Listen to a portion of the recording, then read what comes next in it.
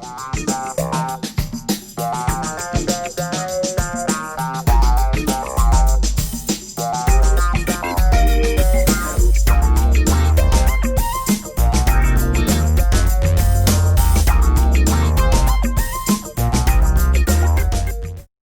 everyone! In this video lesson, we're going to review intonation in questions. The first thing we're going to do is revise the theory. For that, you will need to have read Wells's Chapter 2 on intonation in questions. To follow this theory lesson on our virtual classroom, you will find the worksheet that you see right now on the screen, where you can fill in the gaps so that at the end of it you have a summary of all the theory regarding intonation in questions. At the same time, on the following pages that you see now on the screen, you've got an activity that I will explain later on. Then we're going to watch a clip to see examples of the different question types and see what we can find there. As a third step, we're going to practice. You're going to watch the clip again and you will need to provide an analysis of the questions that we find. And 4, I'm going to leave some homework for you to do on our platform, together with the script, the links to the videos and the key. All right, so let's get started. First of all, we're going to talk about WH questions. WH questions are those that we make when we want a specific answer, that is more than just a yes or no. In general, the default intonation for WH questions is a fall, what is known as the definitive fall. For example, a very simple question, when did you arrive? But then we can also say a question with a rise and less commonly a fall rise. The function of the question is still the same, you're asking for information. However, the intention or the attitude is a little bit different.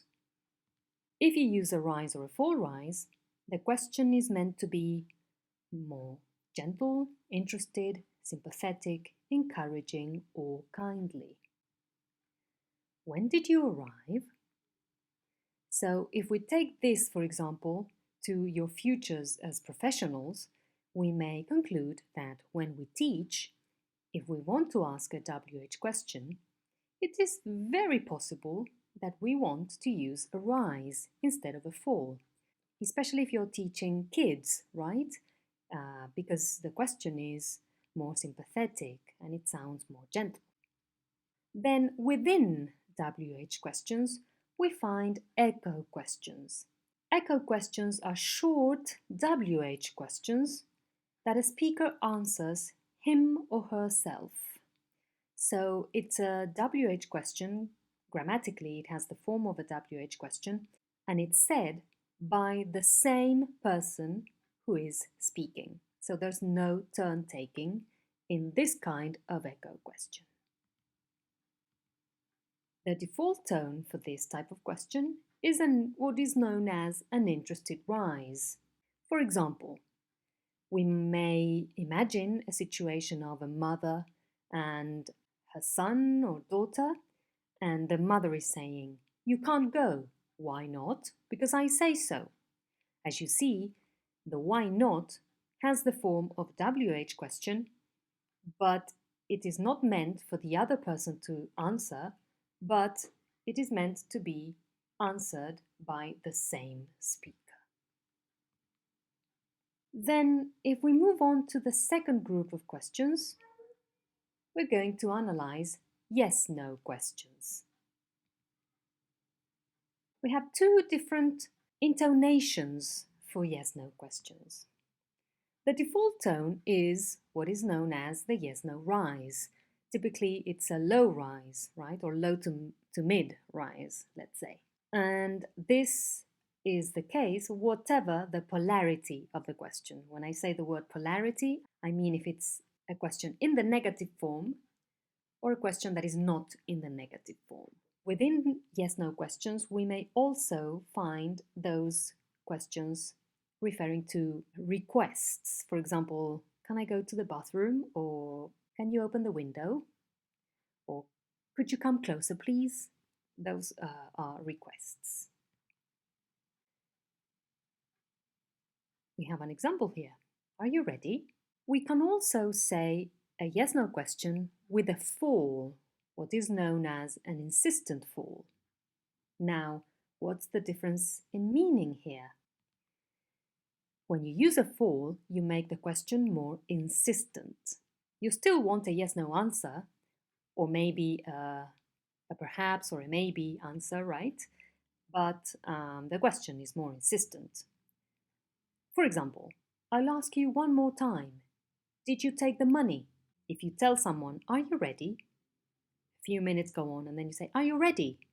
You will probably change the tone into a fall so that you insist a bit more, right? It is quite common to find the fall in yes-no questions for guessing games, for repeating a question. For example, you ask a question with a rise, and then for some reason you need to repeat the question. Then when you repeat, you use a fall. And in the case of yes-no questions, you should know that sometimes, colloquially, the initial auxiliary verb and pronoun are often omitted. If we move on to the third group of questions, we find tag questions or question tags. Tag questions can be said either with a fall or with a rise, and I'm sure that you knew this information already. But the meaning of a fall or a rise is different. If you use a rise, you really want to know what you're asking for, right? You are actually asking. The answer is 20, isn't it? And that isn't it means, am I right? I need you to confirm whether I'm right or wrong. If you use a fall, that's because you insist, assume, or expect that the other person will agree with you. So you expect the other person to think that your previous statement is true. The answer is 20, isn't it? And the meaning behind that is, I'm sure you agree. There's no other possibility. Sometimes question tags can have the force of an exclamation. Of course, this will happen if the tag question is pronounced with a fall. In these two examples that you have just seen, you will see that the statement before the tag question is affirmative and the tag question is in the negative form.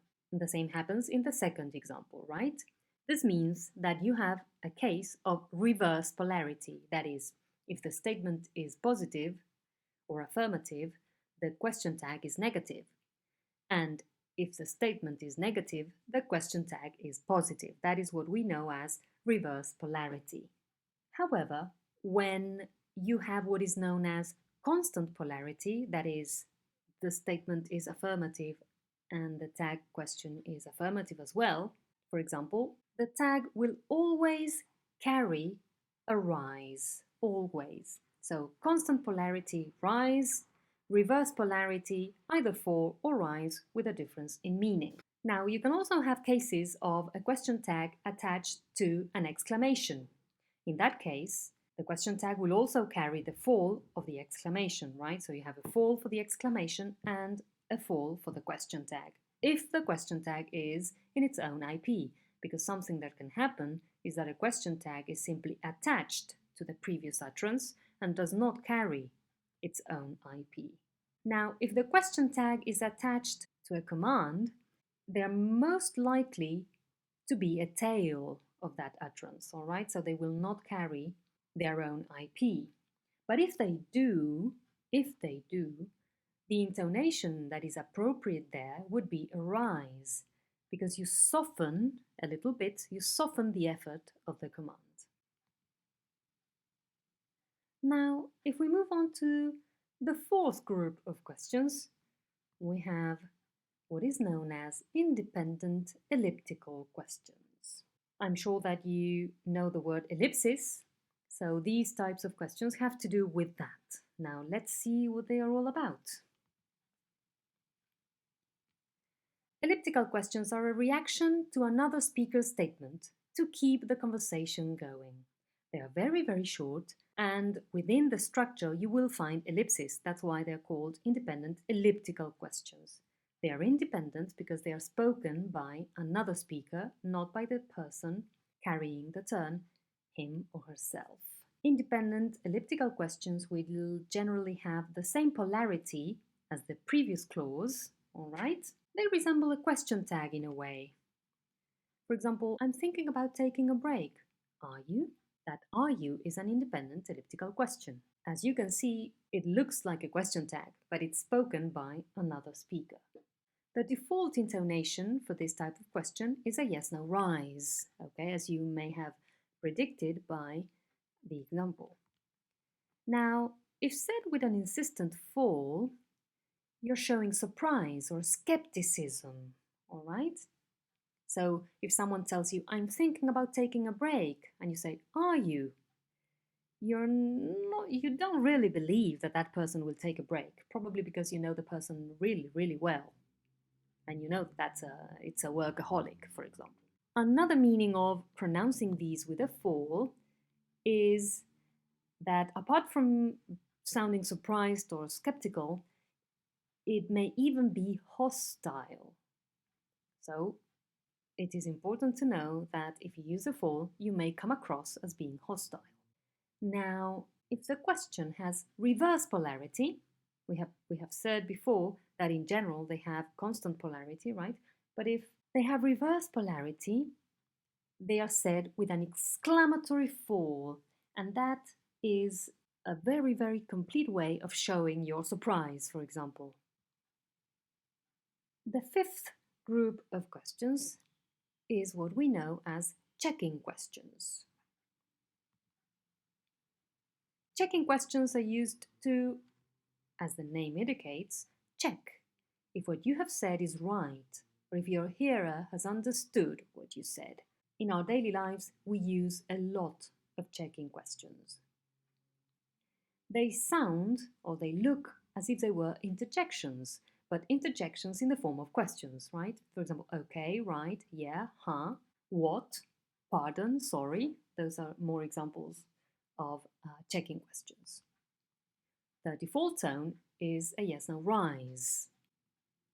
You can have it tomorrow, all right?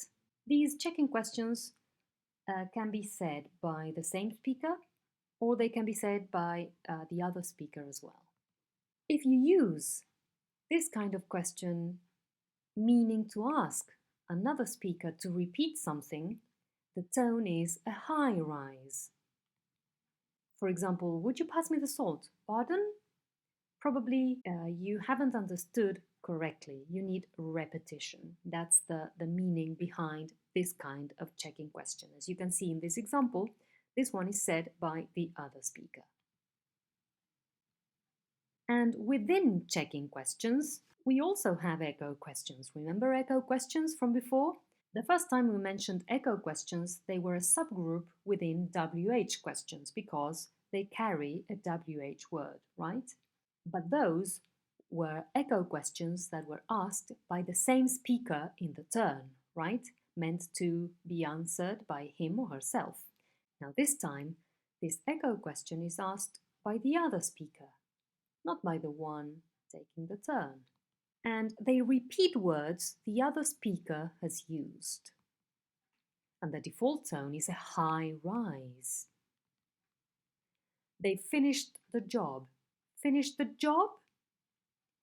Now, this high rise means that you're requesting, right, the other person to repeat or to clarify, either because what the other person has said is not clear or because you want more information about it. If you use a rise, probably you want repetition or you're showing surprise and amazement. Now, if you use a fall, it's not that you want repetition, you want clarification. And in general, they will have the form of a WH question. So when you want clarification, they will probably have a WH word plus repeating some of the words the other speaker has said. Now, let's see if all of this is clear. All right, let's watch a clip from the TV series Broadchurch. And the idea is that you classify the questions that you perceive according to their type and that you try to answer whether they follow the default intonation patterns that we have seen or if there are any other types of intonation.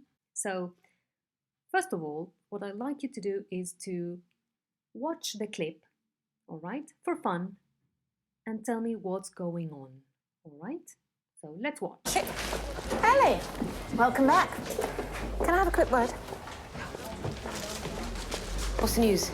We've given the job to someone else. What? I know it's a disappointment. You said it would wait till I got back from leave. You said I was a shoo-in, that's why I took 3 weeks. The situation changed. Christ! Who got it? D.I. Alec Hardy. A man? What happened to... This area needs a female DI. What happened to... I've got your backing. Alec Hardy has a lot of experience. Wait, why do I know that name? He was in charge of the Sandbrook murders. Are you kidding me? When does he start? Last week. You want to see this or not?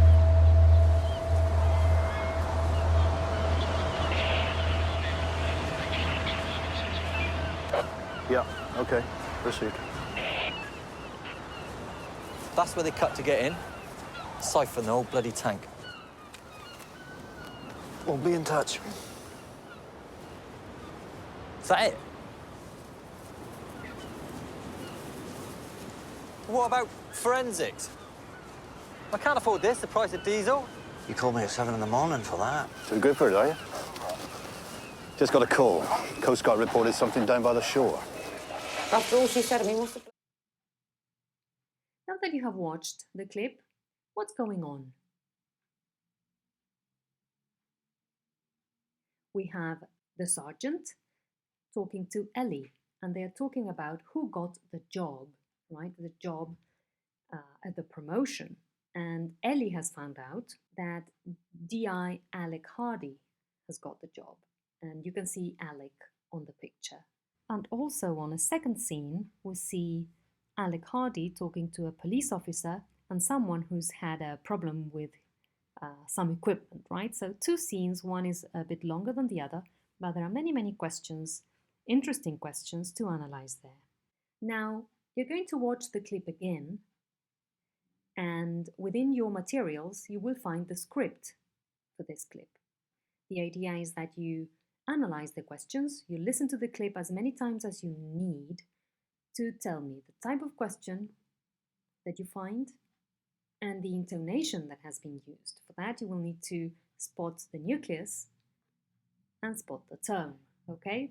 And once you do that, we will check. So on the screen now, you will have the minute to which you will need to go back to watch the clip again, and then from now on, we're going to check. All right? All right, so let's check scene 1. The first question that you have is on the screen. Can I have a quick word? I'm trying not to attach any intonation to it. Let's listen to it 3 times, and then I'm going to show you the tone and the type of question. Can I have a quick word? Can I have a quick word? Can I have a quick word? What type of question is it? It's a yes-no question in the form of a request. Remember those can I, could I, would you, all those questions that begin that way are requests. And the tone used, what did you perceive? It was a rise. It was a rise. Yes, so it's a yes-no question with a rise, so the default intonation is respected. Now let's listen 3 times to question number 2. What's the news? What's the news? What's the news? Okay, so what type of question is this one? This one is a WH question, that's right. And what tone did you perceive? Yes, it's a 4. So once more, we find that the default intonation is respected. Now, what about 3? What type of question is that? What? What? What? It's a checking question. That's right, it's a question that is meant to ask for repetition, right? Maybe showing a little bit of disbelief or surprise at the same time, right? Skepticism. And what intonation did you perceive? Yes, it was a high rise. Now, 4 and 5, we're going to listen to 4 and 5 together, right? Because they are very, very close together. So let's listen to 4 and 5 3 times and we see what we've got. Who got it? Who got it? Who got it? Okay, so what question types do we have? There are WH questions, right? Now, you may say that as the first one, number 4, is incomplete, right? 5 is more complete. We may run the risk of saying that number 4 is an echo question used for checking. That is a possibility. We may say that 4 is an echo question with a form of a WH question, right? That is used for checking, in this case, because the person wants clarification, right? I want to know what happened, right? And what intonation did you perceive? It's a 4, that's right, it's a 4. And what about number 5? Number 5 is also a WH question, and the intonation? It's another 4, okay? So we may say that both 4 and 5 are WH questions, or we may say that 4 is an echo question whose meaning is, okay, clarify, and 5 is the WH question. Now, what about 6? 6 is a little bit tricky. Let's listen to it 3 times. A man? A man? A man? What type of question is that? This one is an echo question. In this case, it's an echo question. This person is trying to check something, right? And you may think, but didn't you say that echo questions repeated some of the words said by the other speaker? And I will tell you, yes, you're right, but a man and D.I. Alec Hardy could be considered synonyms. We know that Alec is a man. So in that sense, my analysis, I could be wrong, but my analysis is that it's an echo question. Now, what intonation did you perceive? Ellie used a 4 rise. Now, is this the default intonation for this type of question? No, it's not. So, what does this teach us? This may be telling us that one thing is the theory and another thing is sometimes the language in use. So this is something to consider, right? Many of the questions that can be said with a rise can also be said with a 4 rise, even when it's not in the theory, right? But this is something to consider. Now let's continue with the same scene. Question 7. Let's listen to it 3 times. What happened to this area needs a female DI? What happened to this area needs a female DI? What happened to this area needs a female DI? What type of question is that? That is a WH question, and this question is asking for clarification. This one is a kind of a complex situation with 7 and 8 because they are both complete WH questions.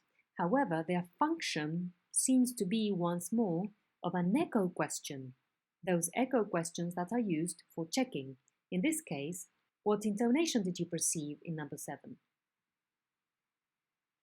I perceived a 4 rise. And so this analysis somehow contradicts what we have in the theory quite a lot, because echo questions used for clarification carry a 4, and they have the form of an ordinary WH question, so that fits. But the intonation part doesn't fit, right? Because what I perceive is a 4 rise. And what about number 8? Do you think we have the same? What happened to I've got your backing? What happened to I've got your backing? What happened to I've got your backing? Number 8 is again a WH question, and again, at least in my opinion, is asking for clarification. So it's an echo question with a form of an ordinary WH question asking for clarification. And what tone did you perceive? This time I perceived a 4. So another way to explain that 7 is a full rise and 8 is a fall is that we have two consecutive questions. So the first one with a full rise, meaning I've got another one, and then the second one with a fall. But this is just my analysis. There's always something in practice that will contradict the theory, and this is a good thing, because this means that the language is dynamic. What about number 9? What is that? Let's listen. Wait, why do I know that name? Wait, why do I know that name? Wait, why do I know that name? What type of question is it? It's a WH question. It's a simple WH question, and now what intonation did you perceive? Yes, it's a fall. It's a fall. What about 10? What is that? Let's listen. Are you kidding me? Are you kidding me? Are you kidding me? This is a yes-no question, that's right. And the intonation? It's a fall. It's more insistent. We may even say that it's more serious or even threatening. I don't think that Ellie is being threatening, but she's definitely more serious. She's not happy. What about 11? Let's listen. When does he start? When does he start? When does he start? What is that? That is a WH question. Ellie really wants to know when he begins to work, right? And the intonation, what did you perceive? It's a fall, so the default intonation here. Okay, so this is scene 1, all right? Now let's pass on to scene 2 for the last 4 questions. Now let's listen to 12.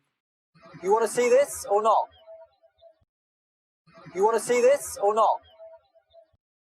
You want to see this or not? 12 is a little bit tricky, right? Because we haven't seen this, but it's in the theory, it's in the chapter. We haven't talked about this today in this video, but it's in the theory. What is that? That's a declarative question, right? And it's a declarative question with options. So it's some kind of list. So you have a rise and then a fall. What about 13? صحيح صحيح صحيح. Okay. 13 is a yes-no question. This person is asking if DI hard is done, right? And the intonation? This person uses a full rise. Now we said that yes-no questions were pronounced either with a fall or with a rise, but you will see in future that the full rise is also a possibility for yes-no questions. What about 14? Let's listen. What about forensics? What about forensics? What about forensics? What is that? That's right, it's a WH question. What intonation did you perceive? It's a fall, that's right. And finally, 15, let's listen. Too good for it, are you? Too good for it, are you? Too good for it, are you? Okay, so what kind of question is that? That is a tag question, that's right. And the intonation? It's a rise. And what polarity is it? Let's see if you remember this. Yes, it's constant polarity. It's a constant polarity question tag. Now, what did we say about the constant polarity? That the question tag will always carry a rise. So this is respected in this example, which is quite good. What we did not find in these two scenes were independent elliptical questions. We didn't find those. And we didn't find those echo questions that are meant to be answered by the same. But as for the rest, we found an example of everything in such short conversations, right? So questions are very frequent in speech. Now, your job is to do some homework, right? If you want to keep on practicing this. On our platform, you will find 2 links to 2 different YouTube videos, one from the X Factor and another one from the Graham Norton Show. And you will see that there are questions highlighted there for you to do the same thing we've done in this video. Take the theory and try to analyze the intonation you perceive and how that coincides with the theory. Remember that as a guideline for you to keep record of this theory, you also have, together with this video, the theory worksheet that you can complete while you listen to this video. All right? So, thank you very much. That will be all for today, and I hope to see you soon. Bye!